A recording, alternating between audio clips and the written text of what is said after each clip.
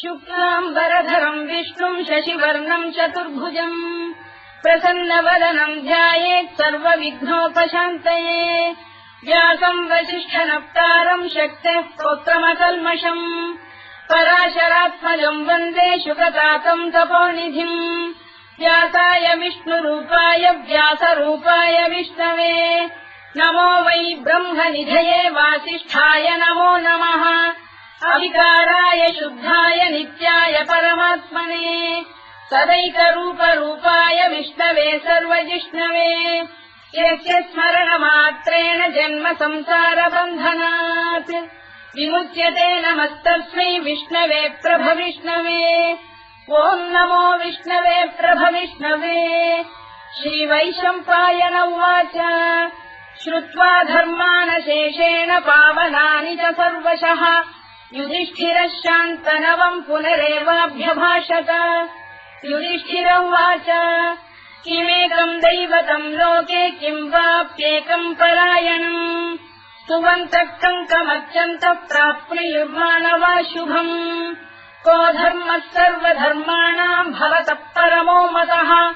किम् जपन्मुच्यते जन्तुर्जन्म संसारबन्धनात् श्रीभीष्म उवाच जगत्प्रभुम् देवदेवमनन्तम् पुरुषोत्तमम् सुवन्नाम सहस्रेण पुरुषस्तततोत्थितः तमेव चार्चयन् नित्यम् भक्त्या पुरुषमव्ययम् ध्यायम् स्तुवन्नमस्यम् च यजमानस्तमेव च अनादिनिधनम् विष्णुम् सर्वलोकमहेश्वरम् लोकाध्यक्षम् स्तुवन्नित्यम् सर्वदुःखातिगो भवेत् ब्रह्मण्यम् सर्वधर्मज्ञम् लोकानाम् कीर्तिवर्धनम् लोकनाथम् महद्भूतम् सर्वभूतभवोद्भवम्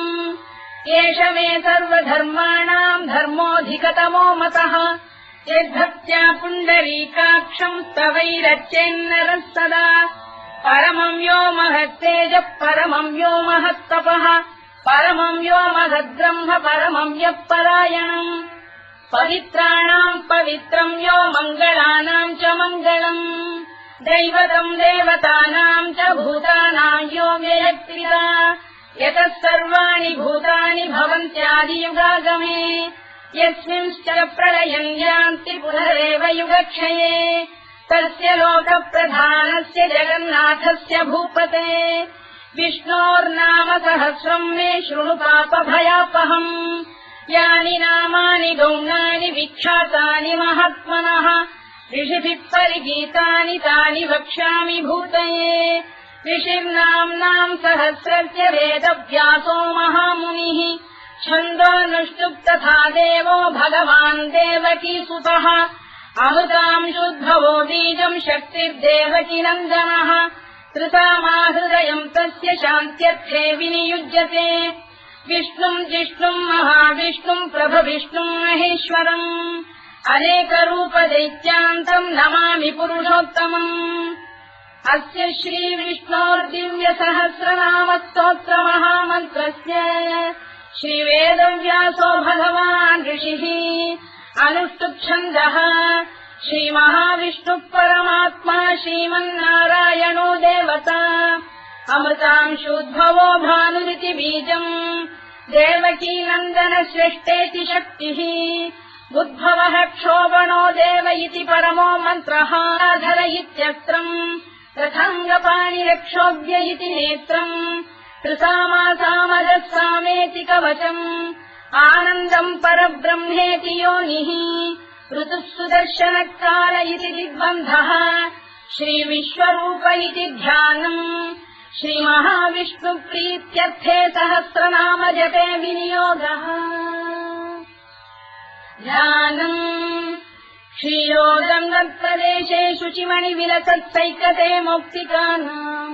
मालाक्लुप्तासनस्थस्फटिकमणिनिभैर्मौक्तिकैर्मण्डिताङ्गः शुभ्रैरभ्रैरदभ्रैरुपरि विरचितैर्मुक्तपीयूषवर्षैः आनन्दीनः पुरीयादरिनलिन गदा शङ्खपाणिर्मुकुन्दः भूः पादौ यस्य नाभिर्विहरसुरनिलश्चन्द्रसूर्यौ च नेत्रे कर्णावाशा शिरोद्यौर्मुखमपि दहनो यस्य वास्तेयमब्धिः अन्तस्थम् यस्य विश्वम् सुरनरखगो भोगि गन्धर्वदैत्यैः चित्रम् रम्यते तम् त्रिभुवन वपुषम् विष्णुमीशम् नमामि। ॐ नमो भगवते वासुदेवाय। शान्ताकारम् भुजगशयनम् पद्मनाभम् सुरेशम्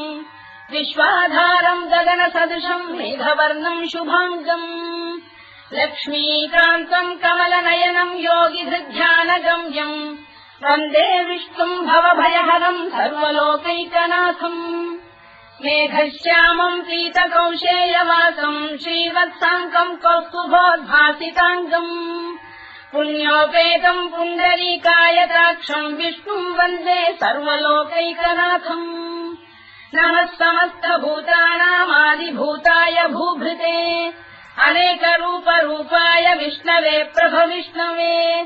सशङ्खचक्रम् सकिरीटकुण्डलम् सपीतवस्त्रम् सरसीरुहेक्षणम् सहारवक्षस्थलशोभिकौस्तुभम् नमामि विष्णुम् शिरसा चतुर्भुजम् छायायाम् पारिजातस्य हेमसिंहासनोपरि आसीनमम्बुदश्याममायताक्षमलङ्कृतम्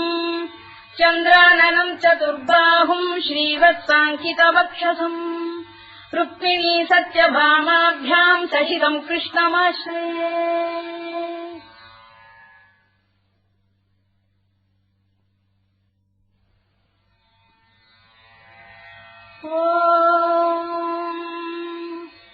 विश्वम् विष्णुर्वशत्कारो भूतभव्य भवत्प्रभुः भूतभृद्भावो भूतात्मा भूतभावनः भूतात्मा परमात्मा च मुक्तानाम् परमागतिः अव्ययः पुरुषः साक्षी क्षेत्रज्ञोऽक्षर एव च योगो योगविदाम् नेता प्रधानपुरुषेश्वरः नारसिंहवपुः श्रीमान् केशवः पुरुषोत्तमः सर्वः शिवस्थाणुर्भूतादिर्निधिरव्ययः सम्भवो भावनो भक्ता प्रभव प्रभुरीश्वरः स्वयम्भूः शम्भुरादित्यः पुष्कराक्षो महास्वनः अनादिनिधनो धाता विधाता धातुरुत्तमः अप्रमेयो ऋषिकेशः पद्मनाभोऽमरप्रभुः विश्वकर्मा मनुस्पष्टा स्थविष्ठस्थविरो ध्रुवः अग्राह्यः शाश्वतः कृष्णो लोहिताक्षप्रदर्दनः प्रभूतस्त्रिककुब्धाम पवित्रम् मङ्गलम् परम् ईशानप्राणदप्राणो ज्येष्ठः श्रेष्ठः प्रजापतिः हिरण्यगर्भो भूगर्भो माधवो मधुसूदनः ईश्वरो विक्रमी धन्वी मेधावी विक्रमक्रमः अनुत्तमो दुराधर्षः कृतज्ञः कृतिरात्मवान् सुरेशः शरणम् शर्म विश्वरेता प्रजाभवः अधः संवत्सरो व्यालप्रत्ययः सर्वदर्शनः अजः सर्वेश्वरः सिद्धः सिद्धिः सर्वादिरच्युतः वृषाकपिरमेयात्मा सर्वयोगविनिसृतः वसुर्वसुमनः सत्यः समात्मा संविदः समः अमोघः पुण्डरीकाक्षो वृषकर्मा वृषाकृतिः रुद्रो बहुशिरा बभ्रुर्विश्वयोनिः शुचिश्रवाः अमृतः शाश्वतस्थाणुर्वरारोहो महातपाः सर्वगः सर्वविद्वानुर्विश्वरवित्कविः लोकाध्यक्षः सुराध्यक्षो धर्माध्यक्षः कृताकृतः चतुरात्मा चतुर्व्यूहश्चतुर्दंष्टश्चतुर्भुजः भ्राजिष्णुर्भोजनम् भोक्ता सहिष्णुर्जगदादिजः अनघो विजयो जेता विश्वयोनिः पुनर्वसुः उपेन्द्रो वामनः प्रांशुरमोघः शुचिरूर्जितः अतीन्द्रः सङ्ग्रहः सर्गो धृतात्मा नियमो यमः वेद्यो वैद्यः सदा योगी वीरः माधवो मधुः अतीन्द्रियो महामायो महोत्साहो महाबलः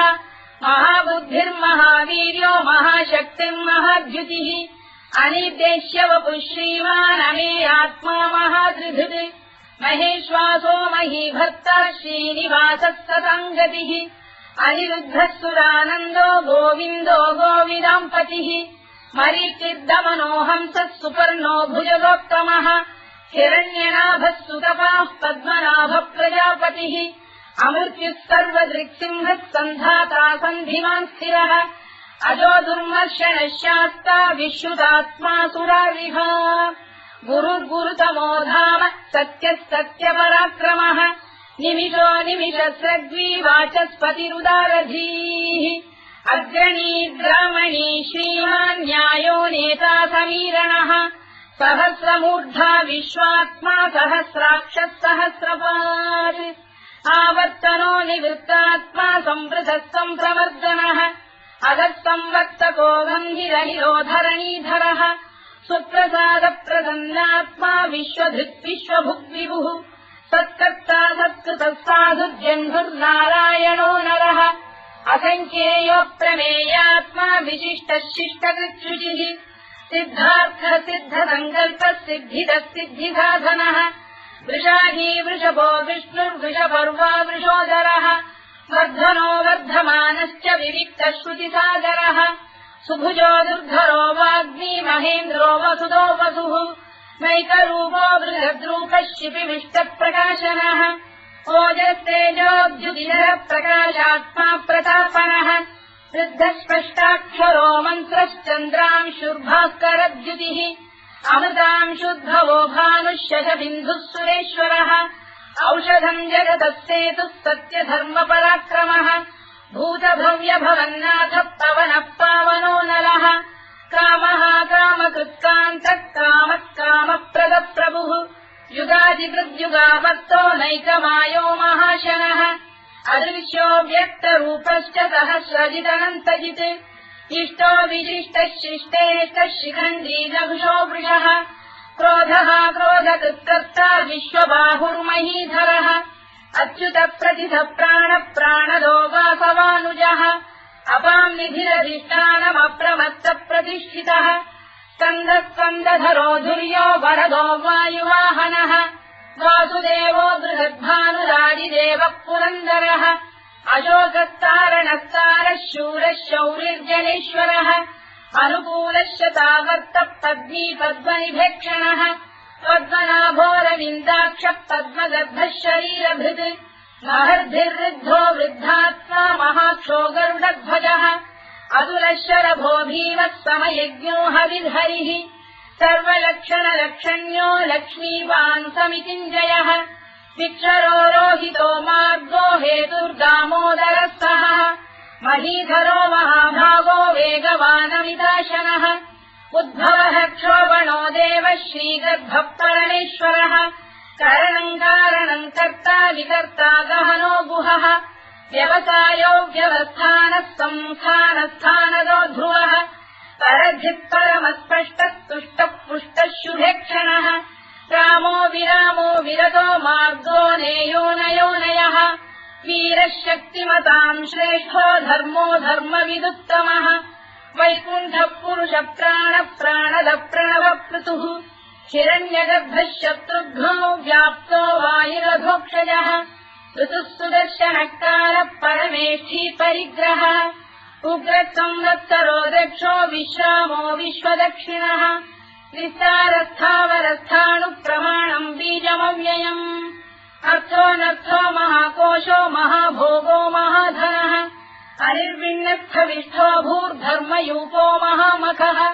नक्षत्रनेमिर्नक्षत्री क्षमः क्षामः समीहनः यज्ञयुज्यो महेज्यश्च क्रतुः सत्रम् सदाम् गतिः सर्वदर्शी विमुक्तात्मा सर्वज्ञोद्यानमुत्तमम् सुव्रतः सुमुखः सूक्ष्मः सुघोषः सुखदः सुहृत् मनोहरोजितक्रोधो वीरबाहुर्विदारणः स्वापनः स्ववशो व्यापी नैतात्मा नैककर्मकृत् वत्सरो वत्सलो वत्सी रत्नगर्भोधनेश्वरः धर्मकुद्धर्मकृद्धर्मी सदसक्षरमक्षरम् अविज्ञाता सहस्रांशुर्विधाता कृतलक्षणः गभस्तिरे विस्तप्तस्तः सिंहो भूतमहेश्वरः आदिदेवो महादेवो देवेशो देवभृद्गुरुः उत्तरो गोपतिर्गोप्ता ज्ञानः सोमपो मृतपः सोमः पुरुजिः पुरुषोत्तमः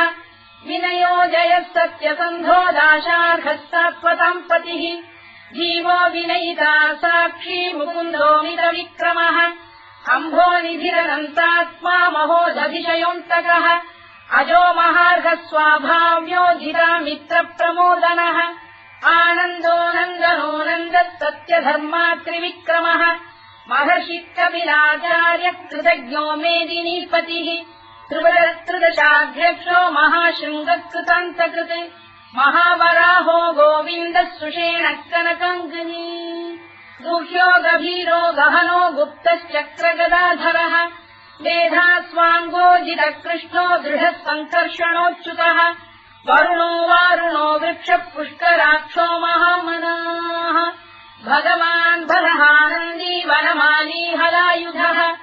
आदित्यो ज्योतिरादित्यः सहिष्णुर्गतिसत्तमः सुधन्वाखण्ड परशुद्धारुणोद्रविणप्रदः दिवस्कृत् सर्वदृत्यासो वाचस्पतिरयो निजः कृतामासामगस्साम निर्वाणम् भेषजम् भिषज सन्न्यासवृक्षमशान्तो निष्ठा शान्तिः परायणम् शुभाङ्गः शान्तिदश्रेष्टा कुमुदः कुवलेशयः गोहितो गोपदैर्गोप्ता वृषभाक्षो वृषप्रियः अनिवर्ती निवृत्तात्मा संक्षेप्ताक्षेमकृत् शिवः श्रीवत्सवक्षः श्रीवासः श्रीपतिः श्रीमताम्बरः श्रीधः श्रीधः श्रीनिवासः श्रीनिधिः श्रीविभावनः श्रीधर श्रीकर श्रेयः श्रीमान् लोकत्रयाश्रयः स्वक्षस्वङ्गः शतानन्दो नन्दिर्ज्योतिर्गणेश्वरः विदितात्मा विधेयात्मा तत्कीर्तिच्छिन्न संशयः उदीर्णः सर्वतश्चक्षुरनीशः शाश्वतस्थिरः भूषयो भूषणो भूतिर्विशोकः शोकनाशनः अर्चिष्मानर्चितः कुम्भो विशुद्धात्मा विशोधनः अनिरुद्धो प्रतिरथ प्रद्युम्नोमितविक्रमः कालनेमिनिः वीरः शौरिः शूरजनेश्वरः त्रिलोकात्मा त्रिलोकेशः केशवः केशिहा हरिः कामदेवः कामपालः कामी कान्तकृतागमः अनिर्देश्यवपुर्विष्णुर्वीरोऽनन्तो धनञ्जयः ब्रह्मण्यो ब्रह्मकृद्ब्रह्मा ब्रह्म ब्रह्मनिवर्धनः ब्रह्मविद्ब्राह्मणो ब्रह्मी ब्रह्मज्ञो ब्राह्मणप्रियः महाक्रमो महाकर्मा महातेजा महोरगः महाक्रतुर्महायज्वा महायज्ञो महाहविः स्तव्यस्तव प्रियस्तोत्रम् स्तुतिस्तोतारणप्रियः पूर्णः पूरयिता पुण्यः पुण्यकीर्तिरनामयः मनोजवस्तीर्थकरो वसुरेता वसुप्रदः वसुप्रदो वासुदेवो वसुर्वसुमनाहविः सद्गतिः सत्कृतिः सत्ता सद्भूतिः सत्परायणः शूरसेनो यदुश्रेष्ठः सन्निवासः सुयामुनः भूतावासो वासुदेवः सर्वासु निलयो नलः दत्तः दत्पदो दृप्तो दुर्धरोऽथापराजितः विश्वमूर्तिर्महामूर्तिर्दीप्तमूर्तिरमूर्तिमान् अनेकमूर्तिरव्यक्तः शतमूर्तिः शताननः एकोनैकः सवक्तः किम् यत्तत्पदमनुत्तमम् लोकबन्धुर्लोकनाथो माधवो भक्तवत्सलः सुवर्णवर्णो हेमाङ्गो वराङ्गश्चन्दनाङ्गदी वीरः विषमः शून्यो घृताशीरजरश्चरः अमानी मानदो मान्यो लोकस्वामी त्रिलोकधृत् सुमेधा मेधजो धन्यः सत्यमेधाधराधरः तेजो वृषोऽद्युतिधरः सर्वशस्त्रभृताम्बरः प्रग्रहो निग्रहो व्यग्रो नैकशृङ्गो गदाग्रजः चतुर्मूर्तिश्चतुर्बाहुश्चतुर्व्यूहश्चतुर्गतिः चतुरात्मा चतुर्भावश्चतुर्वेदविदेकपात् समावर्तो निवृत्तात्मा दुर्जयो दुरतिक्रमः दुर्लभो दुर्गमो दुर्गो दुरावासो दुरारिः शुभाङ्गो लोकतारङ्गः सुतन्तु वर्धनः इन्द्रकर्मा महाकर्मा कृतकर्मा कृतागमः उद्भवः सुन्दरः सुन्दो रक्तनाभः सुलोचनः अर्थो वाजसनः शृङ्गी जयन्तः सर्वविद्ययी सुवर्णबिन्दुरक्षोभ्यः सर्ववागीश्वरेश्वरः महाह्रदो महागर्तो महाभूतो महानिधिः कुमुदकुन्दरकुन्दः पर्जन्यः पावनो निलः अमृताशोऽमृतवपुः सर्वज्ञः सर्वतोमुखः सुलभः सुव्रतः सिद्धः शत्रुजिच्छत्रुतापनः व्यग्रोधोदुम्बरोश्चक्षाणूरान्ध्रैषूदनः सहस्रार्चिः सप्तजिह्वः सप्तैधा सप्तवाहनः अमूर्तिरनघोचिन्त्यो भयगृद्भयनाशनः अणुबृहत्कृशस्थूलो गुणभृन्निर्गुणो महान् अधृतस्वधृतस्वास्य प्राग्वंशो वंशवर्धनः भारभृत्कथितो योगी योगीशः सर्वकामदः आश्रमश्रवणः क्षामः सुपर्णो वायुवाहनः धनुर्धरो धनुर्वेदो दण्डो दमयिता दमः अपराजितः सर्वसहो नियन्ता नियमो यमः सत्त्ववान् सात्विकः सत्यः सत्यधर्मपरायणः अभिप्रायप्रियार्होः प्रियकृत्प्रीतिवर्धनः विधायतगतिर्ज्योतिः सुरुचित्कुतभुक्विभुः रविर्विरोचनः सूर्यः सवितारविलोचनः अनन्तो हुतबुद्भोक्ता सुखदो नैकजोऽग्रजः अनिर्विण्णः सदामर्षी लोकाधिष्ठानमद्भुतः सनातनतमः कपिलः कपिरव्ययः स्वस्तिदः स्वस्तिकृत् स्वस्ति स्वस्तिभुक् स्वस्ति दक्षिणः अरौद्रः कुण्डली चक्री विक्रम्यूर्जितशासनः शब्दातिकः शब्दसः शिशिरः शर्वरीकरः अक्रूरप्रेषलो दक्षो दक्षिणः क्षमिणाम्बरः विद्वत्तमो वीतभयः पुण्यश्रवणकीर्तनः उत्तारणो दुष्कृतिः पुण्यो दुःस्वप्ननाशनः वीरः रक्षणः सन्तो जीवनः पर्यवस्थितः अनन्तरूपोऽनन्तश्रीर्जितमन्युर्भयापहः चतुरश्रो गभीरात्मा विदिशो व्यादिशो दिशः अनाधिर्भूर्भुवो लक्ष्मी सुवीरो रुचिराङ्गदः जननो जनजन्मादिर्भीमो भीमपराक्रमः आधारनिलयो धाता पुष्पहासप्रजागरः ऊर्ध्वरः सत्त्वथाचार प्राणः प्रणवप्रणः प्रमाणम् प्राणनिलय प्राणभृत्प्राणजीवनः तत्त्वम् तत्त्वविदेकात्मा जन्ममृत्युजरातिगः भूर्भुवः स्वस्तरुस्तारः सविता प्रपितामहः यज्ञो यज्ञपतिर्यज्वा यज्ञाङ्गो यज्ञवाहनः यज्ञभृद्यज्ञकृद्यज्ञी यज्ञभुक्यज्ञसाधनः यज्ञान्तकृद्यज्ञगुह्यमन्नमन्नाद एव च आत्मयोनिः स्वयम् जातो वैखानः सामगायनः देवकीनन्दनः स्रष्टा क्षितीशः पापनाशनः शङ्खबृन्नन्दकी चक्रीशाङ्गधन्वा गदाधरः तथाङ्गपाणिरक्षोभ्यः सर्वप्रहरणायुधः सर्वप्रहरणायुधवोम् नम इति परमाली गरीशाङ्गी शङ्खी चक्री च नन्दकी श्रीमान्नारायणो विष्णुर्वासुदेवोऽभिरक्षतु वनमाली गरीशाङ्गी शङ्खी चक्री च नन्दकी